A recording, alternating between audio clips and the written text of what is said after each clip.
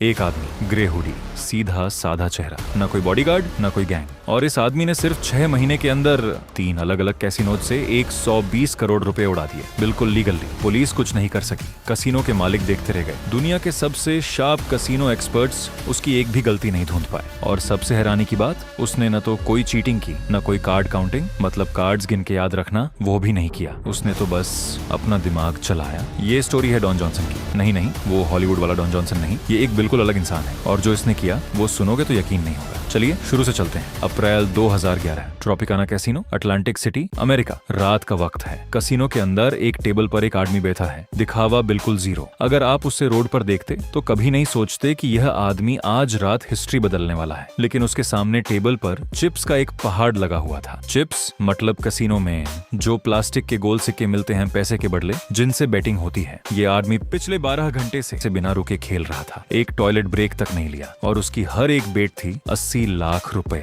Casino के सारे CCTV कैमरे सिर्फ इस आदमी पर लॉक्ड थे। पिट बॉसेस यानी कैसीनो फ्लोर के इंचार्ज जो हर टेबल पर नजर रखते हैं, उनके माथे पर पसीना था। पूरे स्टाफ की हालत खराब थी क्योंकि ये आदमी कोई धोखा नहीं कर रहा था। कोई गैजेट नहीं, कोई ट्रिक नहीं, कोई पार्टनर भी नहीं, फिर भी लगातार जीत रहा था। रात के 1 बज चुके थे। टेबल पर 1.6 करोड़ की बेट लगी। डीलर ने कार्ड्स खोले और डॉन जॉनसन जीत गया। रात के 2 बजे डॉन अचानक कुर्सी से उठा, कसीनो मैनेजर की तरफ देखा और बोला, I am done. Profit 48 crore रुपए। ट्रॉपिकाना कैसीनो की पूरी हिस्ट्री का सबसे बड़ा नुकसान। और ये तो सिर्फ एक रात की बात थी। अगले 6 महीने के अंदर इस अकेले इंसान ने अटलांटिक सिटी के 3 अलग अलग कैसीनोज से टोटल मिलाकर 120 करोड़ रुपए जीते। और सबसे ज्यादा शॉकिंग बात, ये सब 100% लीगल था। न पुलिस कुछ कर सकी, न कसीनो यूज रोक सका। लेकिन सवाल ये है ना, एक नॉर्मल सा दिखने वाला आदमी बिना किसी चीटिंग के 120 करोड़ का चूना कैसे लगा सकता है? इसका जवाब शुरू होता है 6 महीने पहले, जब इन कसीनोज ने अपनी जिंदगी की सबसे बड़ी गलती कर दी। साल था 2008। अटलांटिक सिटी, यह शहर अमेरिका का सबसे बड़ा गैम्बलिंग अड्डा था। 2006 में इन कैसीनोज ने लगभग 43,000 करोड़ का मुनाफा कमाया था। पैसा पानी की तरह बह रहा था। हाई रोलर्स यानी अमीर लोग जो एक रात में करोड़ की बेटिंग करते, वो रोज आते थे। टेबल्स हमेशा फुल। लेकिन फिर 2008 का फाइनेंशियल क्राइसिस आ गया।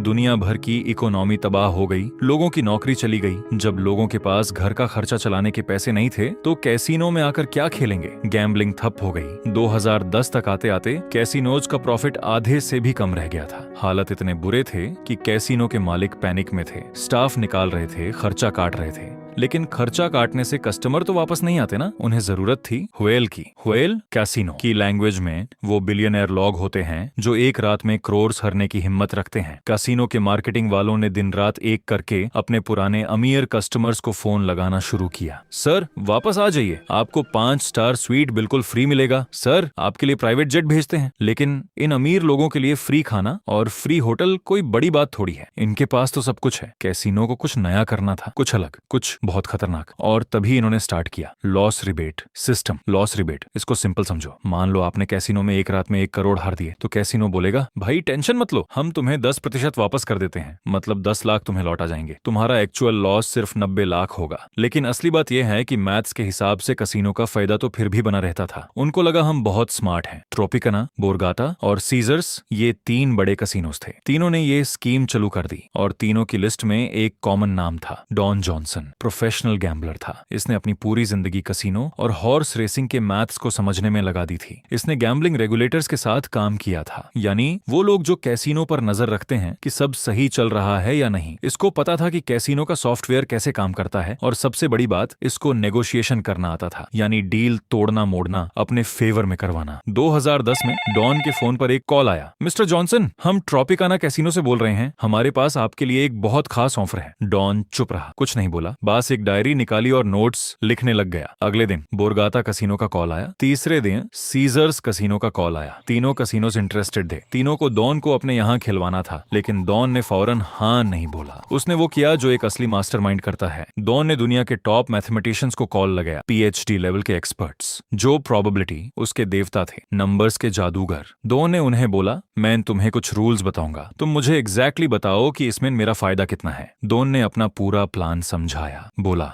कसीनो मुझे 20% लॉस रिबेटे देने को तैयार है अगर मैं 4 करोड़ तक का रिस्क लूं। इन मैथमेटिशियंस ने रात भर कंप्यूटर्स पर सिमुलेशन रन किए। हजारों अलग अलग सिनारियो टेस्ट किए। कुछ दिनों बाद उनका फोन आया, मिस्टर जॉनसन, हमने सारे नंबर्स चेक कर लिए हैं। अगर आप बिल्कुल परफेक्ट खेलें तो इस गेम में कसिनो के पास कोई एज नहीं है। एज मतलब फायदा किसके तरफ ज्यादा है। कसिनो गेम्स में ये हमेशा कसिनो के पास होता है, हमेशा। लेकिन यहाँ पहली बार वो फायदा पलट गया था। कसिनोज ने बहुत बड़ी भूल कर दी थी। उन्होंने मैथ्स गलत लगाया था। उन्हें लगा कि 20% रिबेट देने के बाद भी उनका मुनाफा बन रहा है। लेकिन इस प्लान में एक बड़ी प्रॉब्लम थी। दोन को तीनों कसिनोज का साइन चाहिए था एक साथ। अगर एक कैसीनो ने हाँ बोल दिया और दूसरे को वार्न कर दिया तो पूरा प्लान फेल। और उसके पास सिर्फ एक मौका था। दिसंबर 2010, डॉन ट्रोपिकाना कसिनो के VIP रूम में घुसा। उसके कपड़े देखकर कसिनो मैनेजर ने सोचा, लगता है कोई नया अमीर है, ज्यादा समझ नहीं है इसको। और डॉन यही चाहता था। वो चाहता था कि कसिनो उससे हल्के में ले, उससे कमजोर समझे। मैनेजर ने ऑफर दिया, सर आप मिनिमम 8 करोड़ डिपॉजिट कीजिए, हम आपको 20% लॉस रिबेट देंगे। डॉन कामली बोला, डील तो अच्छी है लेकिन मुझे 3 छोटी सी रूल चेंजेस चाहिए। मैनेजर का एक्सप्रेशन बदला। Rule change? पहला, डॉन ने बोला, डीलर सॉफ्ट 17 पर स्टैंड करेगा, हिट नहीं करेगा। अब ये समझो, ब्लैक जैक में डीलर को भी कार्ड्स मिलते हैं। सॉफ्ट 17 मतलब डीलर के पास एस और 6 का कॉम्बिनेशन है जो 17 बनता है। नॉर्मली कसिनो का रूल होता है कि डीलर को एक और कार्ड लेना पड़ता है जिससे कसिनो का फायदा बढ़ता है। डॉन बोल रहा था कि डीलर और कार्ड नहीं लेगा, इससे कसिनो का थोड़ा नुकसान होता है। मैनेजर ने सोचा, इतना बड़ा डिपॉजिट आ रहा है, छोड़ो दे देते हैं। Okay done. दूसरा, मैं एसेस को रीस्प्लिट कर सकता हूँ। रीस्प्लिट मतलब अगर डॉन को 2 एसेस मिले और वो उन्हें अलग करे और फिर से ऐसा आए तो वह दोबारा स्प्लिट कर सके। यह नॉर्मली किसी कैसीनो में अलाउड नहीं होता, लेकिन मैनेजर को 8 करोड़ का डिपॉजिट दिख रहा था। Okay done. तीसरा, मुझे लेट सरेंडर का ऑप्शन चाहिए। लेट सरेंडर मतलब गेम के बीच में अगर डॉन को लगे कि हाथ खराब जा रहा है,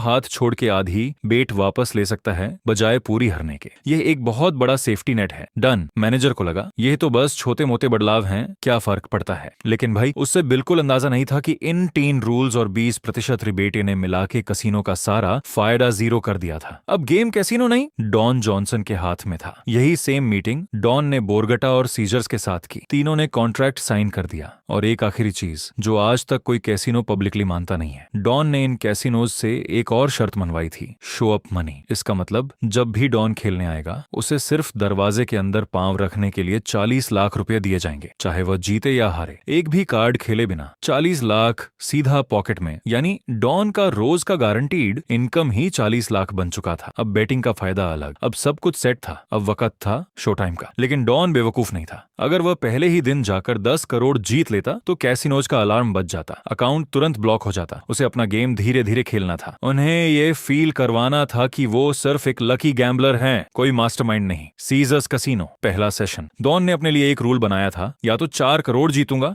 या 4 करोड़ हारूंगा। उस लिमिट के बाद उठ के चला जाऊंगा। पहले दिन डॉन खामोशी से खेला, थोड़ा जीता थोड़ा हारा, नॉर्मल लगता रहा। कुछ घंटों बाद 3.5 करोड़ जीत चुका था। तुरंत गेम रोका, उठ के चला गया। सीजर्स के पिट बॉसेस ने उसे जाते हुए देखा, आपस में बोले, कोई बात नहीं, आज इसका दिन था, कल आएगा तो सब वापस हार जाएगा। लेकिन कल कभी आया ही नहीं। 2 हफ्ते बाद वापस आया। इस बार 4.8 करोड़ जीत गया। फिर बोरगटा कैसीनो गया, वहां से 4 करोड़ जीता। फरवरी 2011 वापस सीजर्स गया, 6.4 करोड़ जीत लिए। सिक्योरिटी टीम्स ने डॉन की CCTV footage frame by frame check की, हर एंगल से देखा, लेकिन कोई प्रूफ नहीं मिला। कोई चीटिंग नहीं, कोई ट्रिक नहीं, बस परफेक्ट गेम। लेकिन मार्च 2011 में डॉन ने अपनी सबसे शानदार चाल चली, वो बोरगोटा गया। और इस बार यूस ने ऐसी एक्टिंग की जैसे उसका लक बहुत खराब चल रहा है।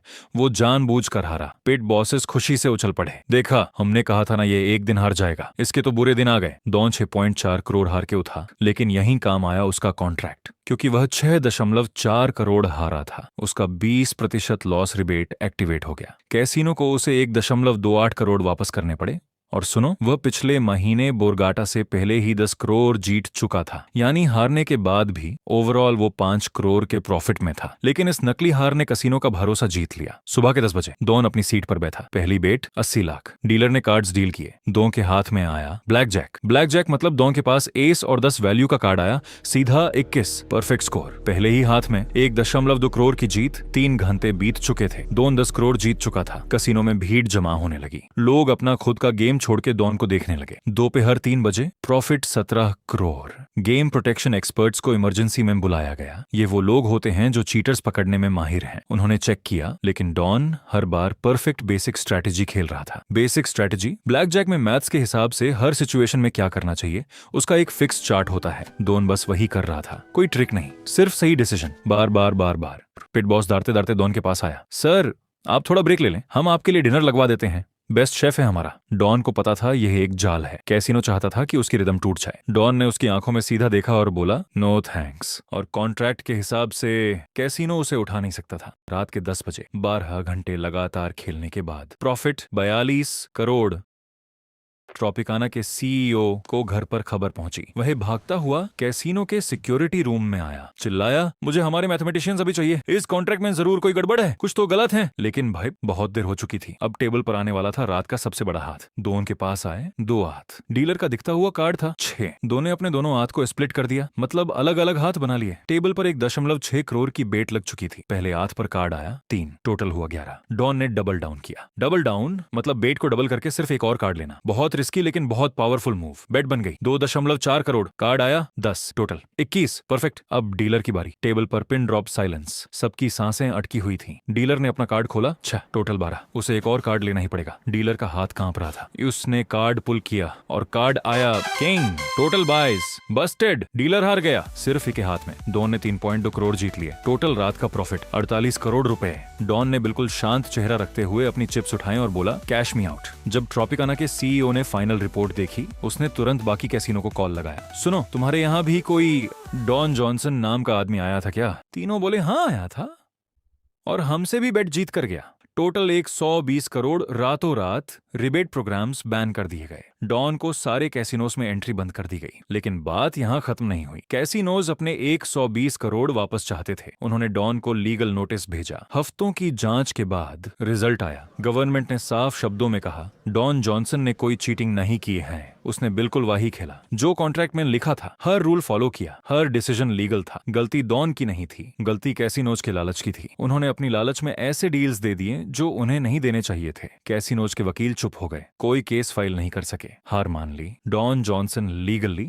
परमानेंटली अपने 120 करोड़ लेकर वहां से चला गया।